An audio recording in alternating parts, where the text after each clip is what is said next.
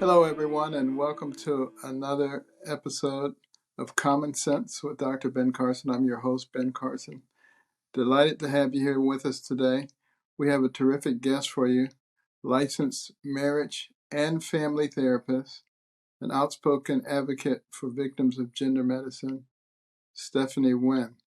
She's also a writer, host of You Must Be Some Kind of Therapist podcast, and also recently featured in the film No Way Back, the reality of gender affirming care.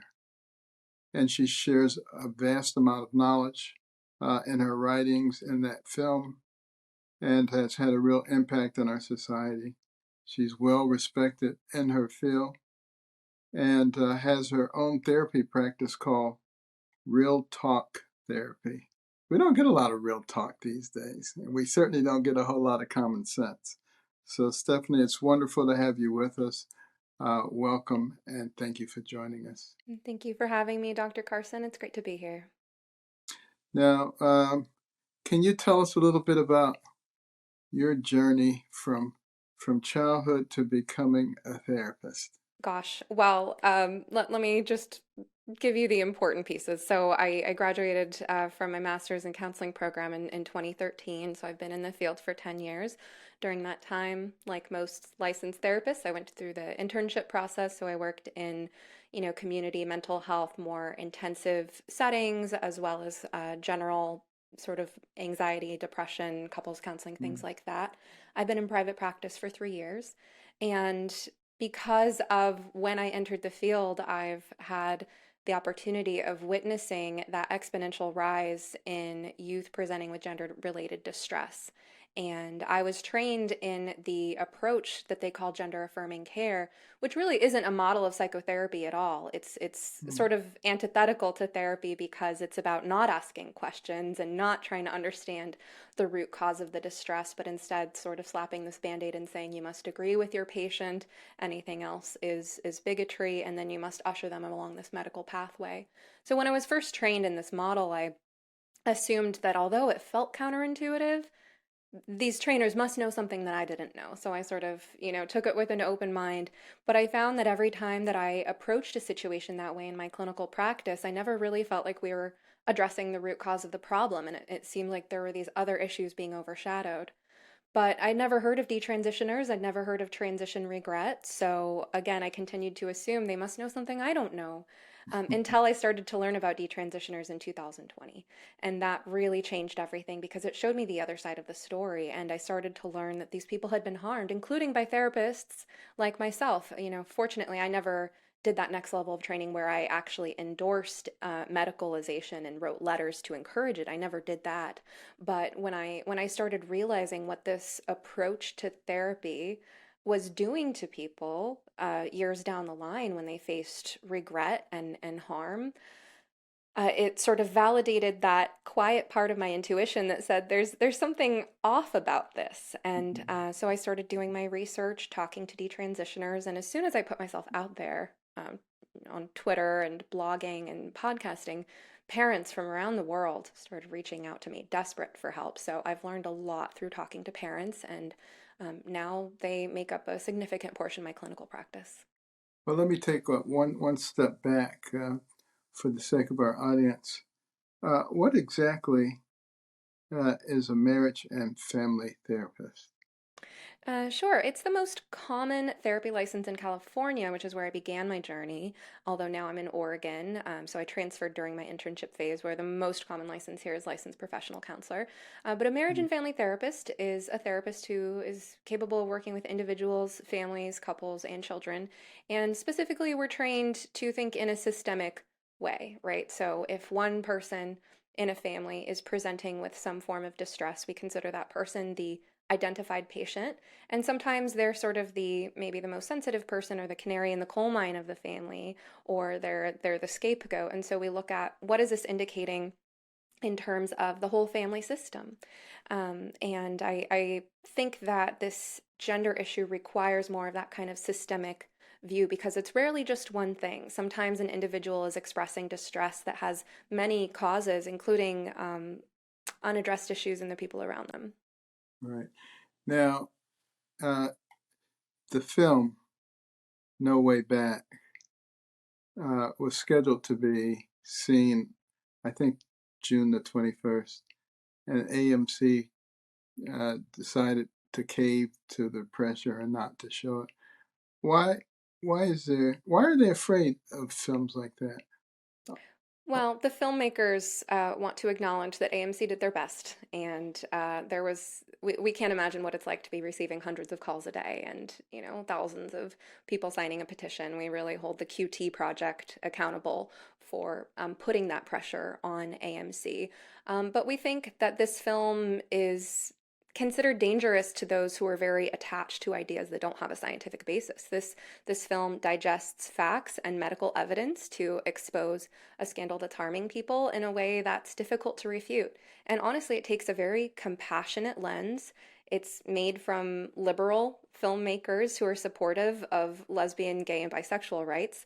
So it's sort of dangerous to the narrative that a lot of trans rights activists want people to believe, which is that the only people who oppose so-called gender affirming care are bigoted, closed-minded, lacking in compassion and tolerance. It just seems to me that the whole transgender movement is moving extraordinarily rapidly. 10 years ago, there weren't nearly as many people identifying as transgenders. I think it was zero point 0.1 to 0.3%. Now, in a recent survey, it's 9%, that 30-fold increase. Uh, Recently, there was an article about students at, I think it was Brown University, 40% of them identifying. I mean, is it something in the water? What is causing so many people to suddenly think that? Or is it because it's popular to be some type of a victim now, and this is the easiest way to become one? Well, this is where systemic thinking is so needed, and some of my favorite thinkers on the subject, excuse me, Brett Weinstein and Heather Heying, they always say, "Welcome to complex systems." And I actually love that you asked, "Is there something in the water?" And I'm going to venture out and say something that we do not address in the film at all, but something that's been on my mind lately is the role of endocrine disrupting chemicals in the environment. Dr. Mm. Shanna Swan, I've watched some interviews with her lately. I'm excited to read her book Countdown, and there is something in the water, something in the air. Sperm count has declined by 50% in the last 50 years, and people now know how to turn frogs gay. So, and that's not to conflate same-sex attraction with transgender identification because they're two different things. But I do think that maybe there's something on a chemical level that is causing there to be some basis for young people saying, I don't feel like a girl, I don't feel like a boy. But that said, absolutely there is an idea that has become very popular that explains whatever feelings of distress, whether it is something off with that person's endocrine system to begin with that hasn't been diagnosed, or whether it's that they're awkward, whether it's they're autistic, which is the case with almost half of the youth presenting to these gender clinics. I believe at the Tavistock Kids program, it was 47%. Many of Mm. these kids have a history of trauma, bullying, sexual abuse. They've been in foster care or adoption. So there are a lot of comorbidities and underlying issues unaddressed in this population.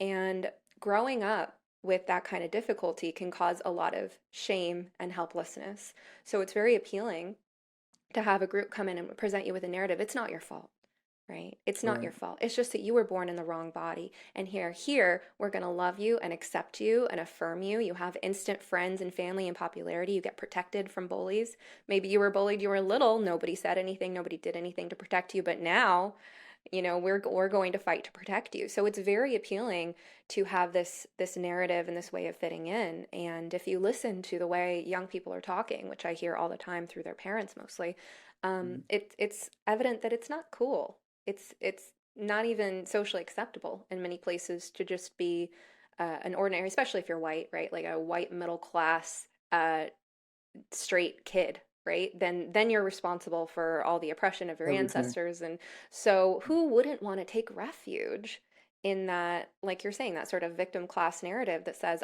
but it's the only demographic group that one can just kind of opt into, that one can just sort of say they belong to. That's very interesting. Now, as a therapist, I'm sure you have considered the fact that children are very vulnerable because they're very suggestible and they're very curious. So you can come to a child and say, "Are you really a girl? Really a boy?" And have a much bigger impact on than on someone who's fully grown an adult. And also, I think most of the scientific world knows that the brain is not fully developed until you're in your 20s. So, most kids can't even decide what they want for dinner. How in the world are they going to decide, about such a complex issue? It doesn't make any sense. Why is it that people don't understand that?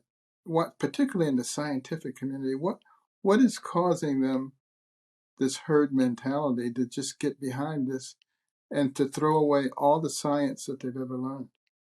It is hard to fathom how educated, responsible, functional adults who themselves were adolescents with their own crazy ideas at one point in time could be so on board with this. And you bring up two important points, right, about the suggestibility of children and then about their lack of maturity in terms of long-term decision making. And something I've often advised people to do as a thought experiment is try to put yourself in the mind of a 14-year-old. Um, Remember what you thought and felt like at that age. And then go on Pinterest and search "Am I trans?" and spend an hour scrolling and see how you feel at the end of that. See if your inner 14-year-old isn't questioning, because there's this convenient explanation offered for so many normal aspects of adolescent distress, like feeling uncomfortable in your body. I mean, it's just a part of puberty, but they're saying now that if you feel uncomfortable in your body like everyone else your age, that it means that there's this permanent thing about you. And then so then they take the impulsivity and the immediacy of adolescence. I want what I want and I want it right now. Right. And they take the fact that most adolescents, unless they had a chronic illness in childhood or unless they've, gone through some kind of serious injury, most people in their adolescence, they take their health for granted. They don't know what it's like to suffer chronic illness, so that they're not taking the health risk seriously. And then, like you said, there's so many more years before they reach that point where their brain can even really project into the future very far and think about, how are my actions right now going to impact where I'm at down the line? And is that something I really want? Now, have you experienced pushback from other people in your field because you've come out Yeah, quite strongly? a bit. Um, I am not active on Facebook anymore, but I got kicked out of a few therapist Facebook groups. One for asking the wrong questions, and one just for having a presence outside of that Facebook group where I said things that they deemed transphobic and therefore made other members feel unsafe in their language. There was a therapist, an actual clinical psychologist in Massachusetts who tried to dox me on Twitter. I don't know if doxing is the correct term for this, but basically encouraged his 30,000 Twitter followers to report me to my licensing board for something I said on the internet, which, I've been through that sort of thing before. But to see it coming from other therapists is really concerning because it indicates that what we can't even have the sort of mature professional conversations that we should be having as a field. Normally in any professional field, if there is a group that's gung ho about some novel idea, and then there's a group that's more reserved or cautious, or wait, we have some questions to ask, or we need to see how this pans out over time. Usually, the more skeptical, or you could say conservative group, um, serves to strengthen the position of the other group, right? It's on the bold group pursuing novelty to say, oh, let's hear your concerns and let's do further research on that. Or here, actually, we have an answer to that concern, or we're willing to stand the test of time with you. And that's normally how in any professional field, there is that tension that must be navigated between the people who want to charge forward on the frontiers of something novel and the people who have a more cautious approach. The two work together to balance each other out, and ultimately the concerns of the more cautious group are integrated so to make the new thing more robust. But that's not what's happening in the mental Yeah. health field. What they do is the people who want to charge forward with this novel approach, They silence us, they call us heretics, they try to burn us as witches, and there's no professional dialogue. Right. And that's the biggest problem. They don't want to actually discuss it. I mean, I would love to hear a discussion of why do we have individuals who are born with two X chromosomes and others with an X and a Y, and why do they manifest themselves differently, and why, if you try to change all that, do you increase the number of infertile people, and what is the ultimate result of that? And is this leading to the propagation of people or to the elimination of people, and does that make any sense? I doubt that you could get anybody to discuss that on the other side Well, it's because, just it goes back to what you were saying earlier about how children aren't capable of making these decisions. The average person, if you'd ask them at 13, do you want to have children? And then you looked at those same people in their 40s to see if they decided to have children or not. You know, what's the percentage of consistency, right, between what you thought you wanted in adolescence and what yeah, you decided you wanted in adulthood? So how are we making children infertile when they haven't even had a chance to live their life and discover what they want? absolutely. And do you feel that social media has been a big part of this? Could it Definitely. have happened without social media? Sure. So in our film, one of the detransitioners featured was Joel. He was sort of a social media superstar, and so we show what he went through his TikTok videos, where he was getting all this attention for identifying as a trans woman and sort of showing off his estrogen injections and things like that. And then we see it all falling apart. We also explore the role of social media platforms like Tumblr for Mm, detransitioners like Michelle, who had, in her case, it was undiagnosed autism and a history of bullying because of that undiagnosed autism, that led her to seeking community on the internet and seeking an explanation for why she had always felt different from other people. So these ideas, I don't know how they could catch on without social media. Certainly they do catch on in friend groups, but the stories I hear from parents time after time are really that this came after their kid was spending a lot of time on mm, TikTok, Tumblr, Pinterest, Discord. absolutely. And I want to ask you, uh, could you explain gender theory? Gender theory. So I'm not an expert. There are people who do a really good job at, reading sources like Judith Butler and explaining sort of queer Mhm. theory and its relationship with Marxism and its relationship with the generation of youth identifying as trans. So that's not something that I've gotten into a whole heck of a lot, but it is certainly a rabbit hole to go down.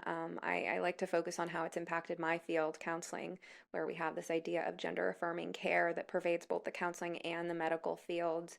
And in our field, like I said, it's sort of antithetical to therapy because it's this idea that you just endorse wholeheartedly what your patient tells you about themselves and you don't try to understand where that might be coming from. And you don't go for the most minimally invasive treatments. Normally in psychotherapy, we work with the concept of medical necessity. So, you wouldn't prescribe antibiotics for a broken bone, so why would you prescribe cross-sex hormones for distress related to the discomfort of your body when the studies actually show that 90% of the time that these kids are just allowed to go through puberty naturally, they the issue will resolve itself on their own. Yeah, I mean, this is probably the clearest case of a psychological issue being treated with physical measures. It really doesn't make a tremendous amount of sense. And yet, it really troubles me that the medical profession has bought so much into this. But I'm sure you have looked at some of the long term effects of people who have transitioned. And what can you tell us about that?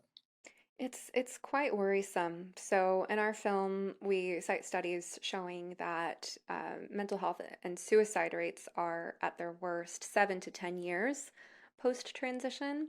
And I can also report just anecdotally, I don't know of any studies to back this up just yet, but anecdotally, it sure seems like the more medical intervention someone has had, the worse their long-term mental health outcomes are. So the D sisters have their own process of recovery, similar to what someone leaving a cult might go through of, sort of deprogramming their brain from these ideas that were harmful and misleading. And then, women who've gone through double mastectomies have chronic pain from that and grief. But then when it gets all the way to people who are on cross-sex hormones for years or who had various forms of what is euphemistically called bottom surgeries, these people are really suffering with chronic pelvic pain, urogenital issues, incontinence, not only infertility, but sexual dysfunction. And then the cross-sex hormones and the puberty blockers cause bone damage because they prevent important aspects of maturation. Puberty blockers don't just stop the development of secondary sex characteristics, they interfere with your endocrine system and your nervous system. And and they interfere with a crucial period of bone development. So, one of the reasons I'm so outspoken about this is because the suicide narrative is often used to promote this stuff, right? That threat that if you don't let these kids do this, then they'll kill themselves. And that is so harmful in a number of ways. And one of the ways that it's harmful and misleading is that if you actually look at what we do know about suicide, we know that when it comes to long-term suicide risk, one of the worst things you could do to someone early in life is to give them these medical interventions that are going to take away their ability to be physically active and that are going to induce chronic pain. That's where you get suicide risk is when if a young person having osteoporosis at the age of 30 because they were on puberty blockers when they were 13, that's going to cause major quality of life issues, pain, disability, and so many other issues. Plus, with the cross-sex hormones, you're looking at increased cardiovascular risks, heart disease, Alzheimer's, dementia, diabetes, cancer. The list goes on. But when is the optimal time to intervene uh, with the children? I mean, when is it too early or too late to start talking to children about this? Because they're being faced with all kinds of things. And those people don't care about when is the best time. They just want to perpetrate this sin, I think, on people. I think it's child abuse. I don't think it's ever too early, especially if your kids have access to the internet or if you live in a place like I do, like Portland, Oregon, where it's pretty much guaranteed that your kids are being exposed to this in the schools and the culture at large. Um, Finding age appropriate ways to talk to them about it, try not to expose them to anything that you're not sure they're already exposed to, but having conversations early on with your children about critical thinking and about related issues, right? So helping them understand things like for example, one of the parents I've talked to who helped her daughter desist, she showed her daughter an age appropriate documentary on the opioid crisis, right? And so there's kind of a parallel issue where as your children are coming of age and capable of learning more about the world, you expose them to other forms of human evil and suffering and say, hey, we don't always get things right, right? Or teaching them about history, teaching them about all the times that people thought they were on the right side of history. They really thought they were doing the right thing, but they were actually perpetuating bad ideas. Learning about lobotomies, right? Another time that we tried to treat a psychological issue with a physical intervention and it had disastrous results. So, teaching your kids to think critically, exposing them to similar things so that they can learn to think critically about those, but then also I like James Lindsay's.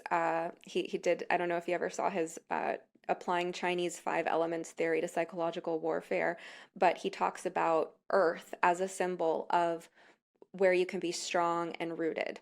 So So, building up the ground that you stand on, nurturing your garden, metaphorically, with your kids is about having quality time, making sure your kids are being physically active, that they have healthy relationships with other families you trust, that you're getting outdoors, touching grass, and having experiences in the real world. Plus, another thing that I talk to a lot about parents is building up your kids' sense of genuine competence because this trans stuff comes in to fill a void, right? And there are many voids that it can fill, but one of those is just the void of insecurity of being a vulnerable young person, not knowing who you are yet, and not having your self concept be really based in anything. And the more time kids are spending online in this abstract virtual world, the more disconnected from reality they are. So if you can get them building, creating, learning a craft, learning how to repair things, contributing meaningfully to their community, then you're strengthening your own garden, you're strengthening that ground that you stand on,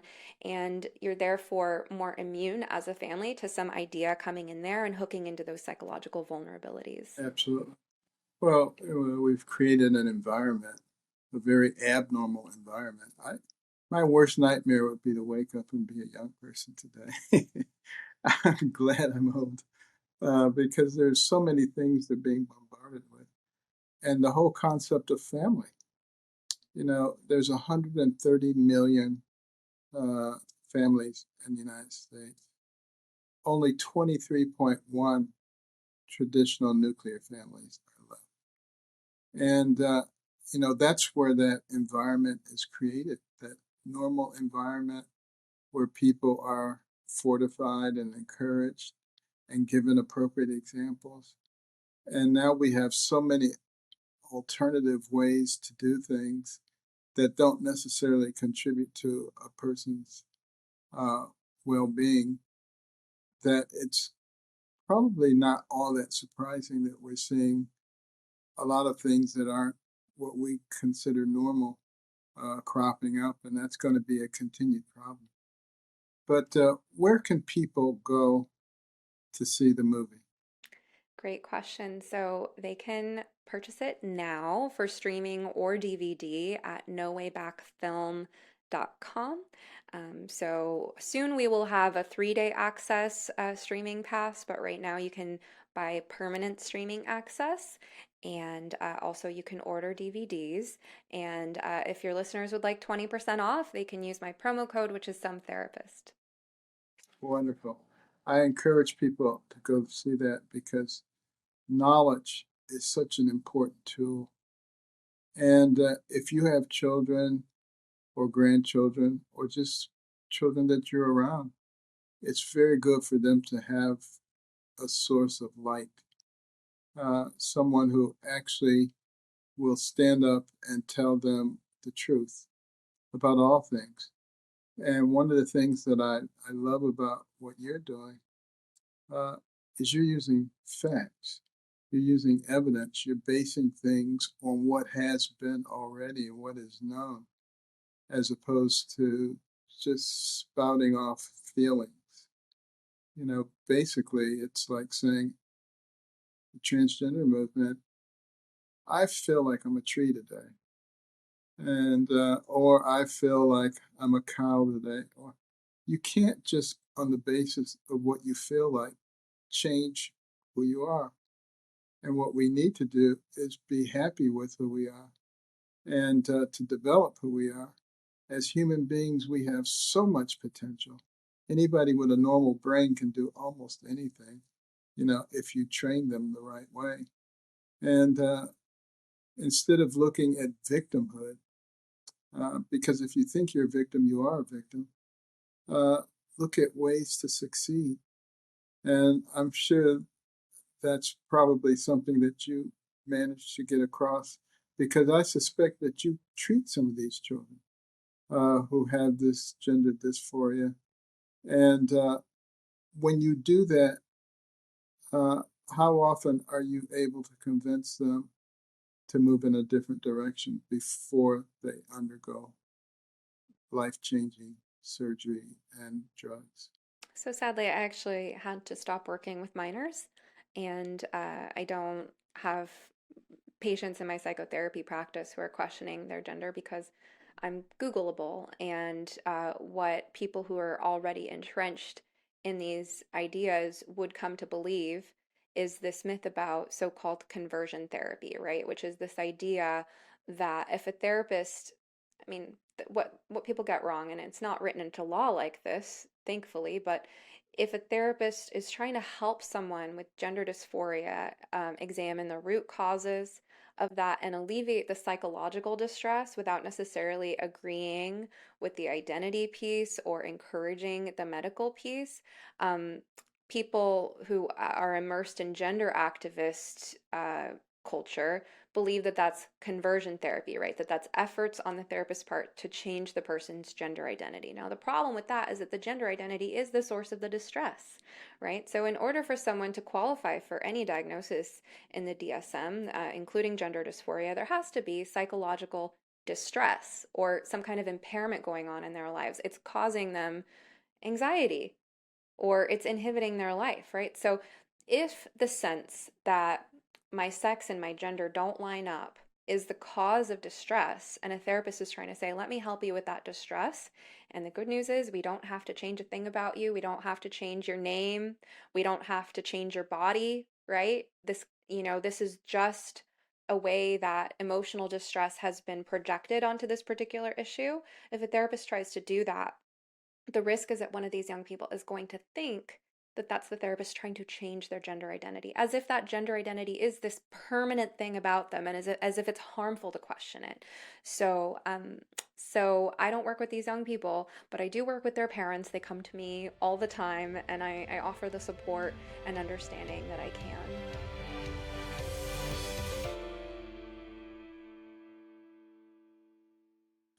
We've seen a series of Europe-based systematic reviews of evidence for the benefits and risk of puberty blockers and cross-sex hormones.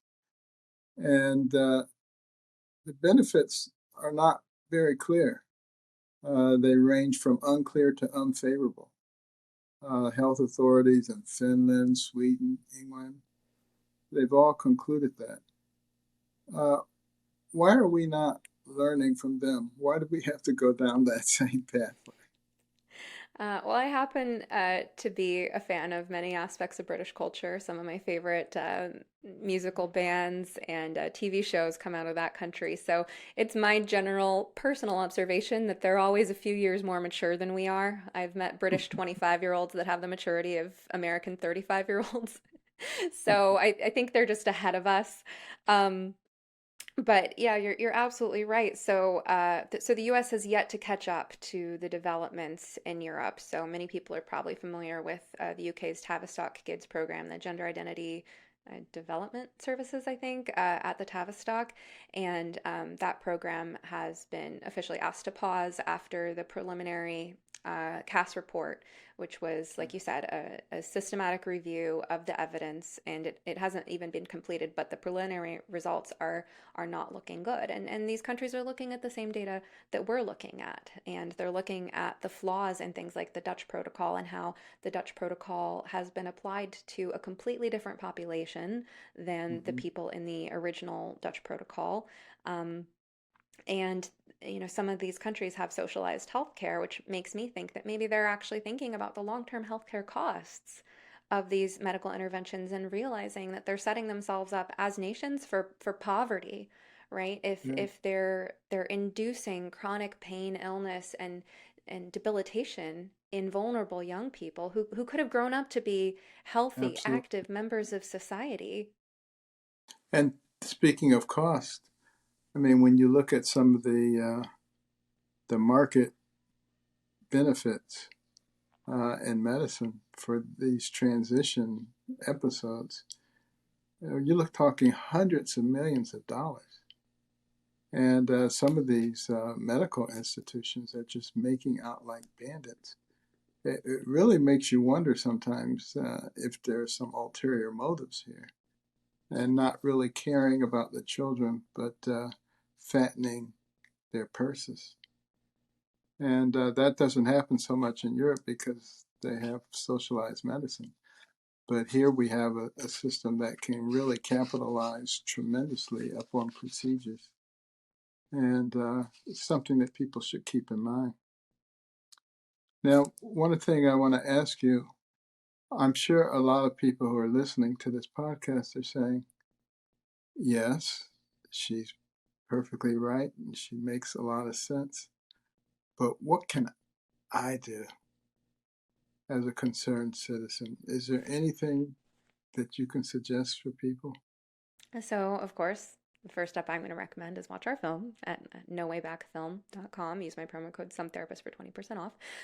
But what can you do? So, if you're a parent and your kids are not involved in this stuff, yeah, I would go back to what I said about tending your own garden, strengthening your family connections, giving your kids meaningful real world experiences of interaction with the natural world, and building a constructive sense of identity and purpose and family. So, first, strengthening yourself, right? And then, if your kid is involved in this stuff, feel free to reach out to me for a consultation or a referral, or watch some of my other videos talking with parents about this issue. But buckle up; it's going to be a wild ride, and it's going to be a marathon, not a sprint. So try to stay sane and keep your oxygen mask on, as they say. Um, Now, if you're just a concerned citizen, I understand everyone has their own level of risk to navigate as far as their reputation and career. Some people don't feel like they're in a place where they can say anything, but if you do feel like you are in a place to take any chances, if you are, let's say, nearing retirement or you're financially secure, um, maybe lean on those strengths to be that person in your community who does say something in your setting, or just start striking up conversations with your neighbors. And I advise people try to be wary of the tendency to get defensive, because especially if you're, in a part of the country like I am, Portland, Oregon, where there is a lot of buy-in to these ideas, you can end up feeling kind of paranoid and defensive, like, because there is this witch hunting mentality about heretics like me. So you feel that angst, but trying to take a non-defensive, relaxed stance, knowing that your ideas are, as the name of your podcast implies, common sense, and then just striking up conversations. Hey, what do you think about men being in women's prisons? Have you heard about women getting raped, women getting pregnant in prison? What do you Mm. think about this issue? Or what do you think about men stealing women's trophies and prizes in athletics when they've spent their whole lives? These women have spent their whole lives practicing their sports. Um, Issues of fairness, I think, really appeal to what's in the heart of most good people. And you can begin to test the waters. And then, of course, writing your elected representatives. There's legislation popping off in another state every day, it feels like, that you could pay attention to what's going on in your state and get in touch with your representatives. And also, there are now 5 DTrans lawsuits in the United States. So let me see if I can recall. We got Chloe Cole, Layla Jane, Camille Kiefel, Prisha Mosley, and there was one other that was recently filed, and I can't remember what it is. But if you have money to donate, you can donate to one of these detransitioners' legal funds, because that's really what we need. Is we need some of these malpractice suits to be won. And then we need the Yeah, class action suits to follow. And then I would and also that's advise people to contribute whatever it is that you're good at. If you're an artist, make art. If you are a lawyer, can you donate an hour of your time here or there to consulting with someone in need? Whatever it is that you're good at, do more of that. wonderful.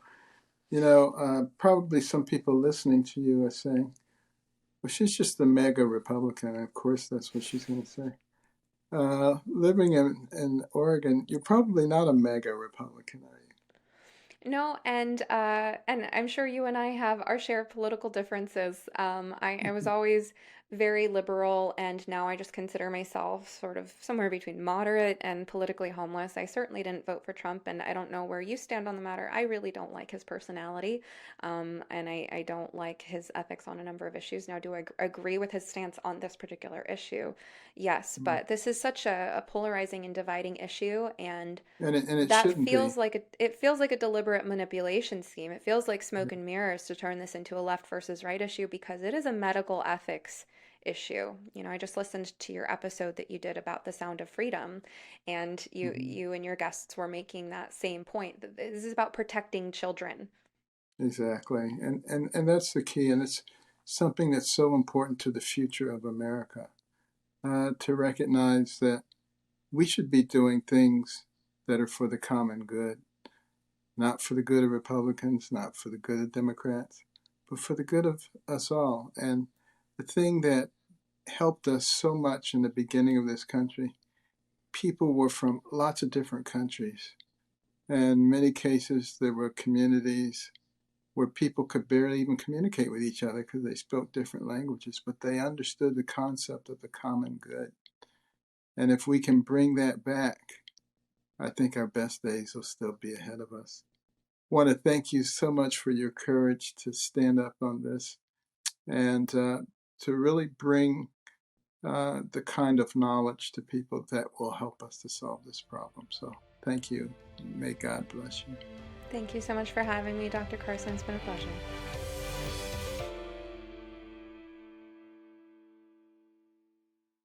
Well, I certainly enjoyed that chat with Stephanie Winn.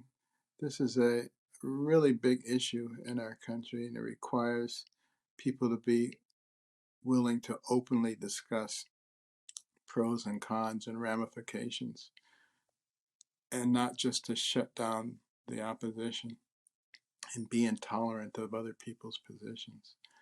That's one of the things that made America into a great country. So, for your assignment for this week, I want you to do some research on what's going on in your home state regarding gender affirming care and get involved in the fight. And be courageous and be willing to stand up not only for what you believe in, but stand up for the children. They're defenseless. You know, children are naturally curious and they're so suggestible, and they are perfect victims for people to come along and say, "You're not really this, you're not really that."